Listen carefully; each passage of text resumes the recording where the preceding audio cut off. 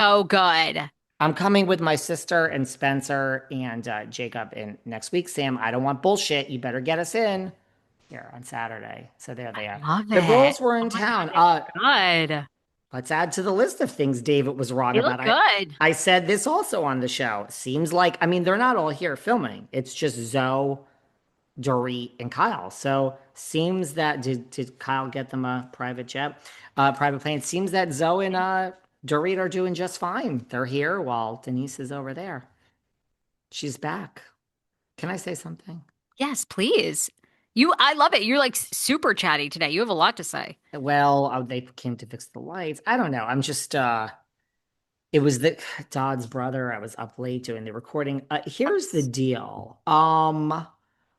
I think Jax has lost his mind even more. I don't think this is going well. Uh, Um, I need the whole breakdown of all of your theories because I am shocked that he gave up Jax's Studio City. Now, I will say, if you are serious about sobriety, I think it's awfully hard to own a bar. However, I do know recovering alcoholics who do own bars and nightclubs still. And that was the catalyst for getting them sober. So, I mean, I have seen it work both ways, but this is interesting to me. Like, what is going on here? okay. So this is what I don't know if you saw this. So somebody reached, really, I think Jax has lost it. Somebody reached out to Jax. I don't know if you saw this. And they said, I'm booking you for a cameo. My best friend or really good friend just lost her father. So you lost your father. Out of all the people out there, you're kind of known for this. Lots of people have lost their father. I'm reaching out to you because I want you to do a cameo to my friend as someone who lost her father. They paid the money for Jax. Jax comes on to this cameo, and I'm this is not an Yeah, exaggeration. This I've is seen not it. an exaggeration. He comes on and he's like, well, okay, here it's me. He says, it's your favorite Vanderpumper. I'm the number one guy in the group. Remember we're on this earth for a good time, not a long time. Okay, I mean, Okay. we're not necessarily here for a long time. Um, I know what you're going through. I'm sure everybody is telling you right now, you lost your father, it's going to be okay. I'm here to tell you, it's not going to be okay. Okay? It's not going to be okay. And actually, right now is the best it's ever going to be.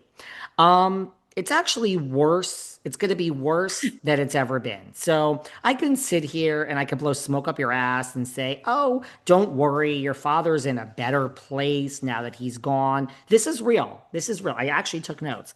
That's bullshit. They're all going to tell you it gets easier. I can tell you it doesn't get easier. It's not going to fucking be okay. It's just not. You're never going to recover from this. Never. These are direct quotes. You're never going to recover from this. Never. If you want to come on my podcast and talk about it, please reach out. My advice is to tell everyone to fuck off. That's my advice. I hope everything is okay. Thank you for thinking of me, but you're never going to recover from this. I think the guy has lost his mind. What do you think? This is to a girl who just It, lost her father. it's a little unhinged. However, as someone who my dad died when I was 14, I mean, I understand what he's saying. You find a new normal and Correct. you begin to, I think, when you fully heal. And healing takes a long time. I mean, it probably took me a decade to get to really resolve the grief around losing my dad. Like at least. So at 14, actually more than that. Probably not till 30. So, like 17 year, a long time. So, I understand what he's saying. It is a journey when you lose a parent. Mm-hmm. And, and sometimes, especially abruptly when you're younger, obviously, I know you've lost your parents, but, and it's still upsetting whether they're old, whether they're young. I get what he's saying. You create a new normal. Mm-hmm. Like I talk to my dad now all the time, just spiritually. Mm-hmm. And now it's like more good memories, but it took a long time to get there. I get what he's saying. I get what he's saying. But Uh, I I understand the message is a little unhinged, but um Death is very weird. It's like it you is have very weird to and it impacts everybody you very differently. yeah, and like you have to go on and then you almost feel guilty that you're like living a happy like life. I don't. Like that my dad always Oh. wanted that. He was like, but I got to say goodbye to my dad. And he was like, yeah, keep living. Like, live your best life. Like, I've That done all always these things for you helps. guys. Like, have the greatest time. Like, so I don't have that. You know what I mean? But I some don't know. people, I thought that was a little bit insensitive. And I mean, remember, I'm an empath, not a sympath. So I really don't have feelings. There are two different things, Sarah. Just because you can put not an yourself in empath. someone's shoes. Yes, I am. And empath is what we do here every day. We put ourselves in someone else's shoes and we got the situation. You can No, you're feel not what an they're empath. feeling. One of your greatest Like when strengths. I say Katie Roast is not doing well, I put myself in her situation. I'm like, okay. When I say there was a lesbian in Morocco who wanted to stick her hand, who wanted her hands, Brandy Glanville's hands down her pants. That's being an empath. You put yourself in the situation and you feel the feelings. I understand, Caroline, that you were turned on. I get it. Some people are turned on by women, straight men and lesbians. Whew. And what's the word? What's the other thing called? Where you like it? What's Kyle and Chriselle when you just judge a person by Oh, they're more omnisexual pansexual. pan? There you go. You like the person. There you go. Caroline was into old Brandy.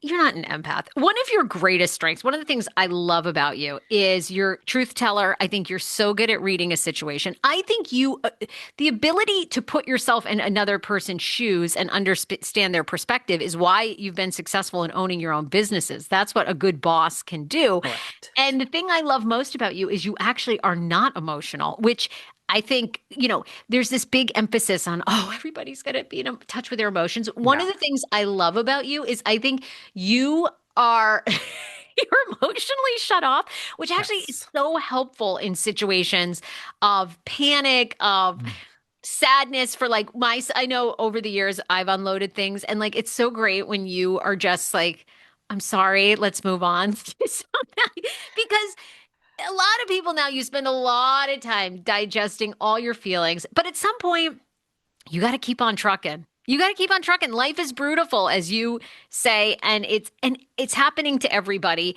and it can eat you, or you can just keep on keeping on. So an empath. I think empaths are people they get overwhelmed by other people's tragedies and Mm. emotion, and they take it on, and some people are that's good for them, but I don't think an empath is, you're sympathetic to people, which is great. You're a boss. Like, Right, like there are a lot of people that leave comments. You and Sarah helped me with this, and you helped me with that. I'm having such a bad day. I can't get out of bed. You're putting a smile on my face every time you say that. Or that's good. He's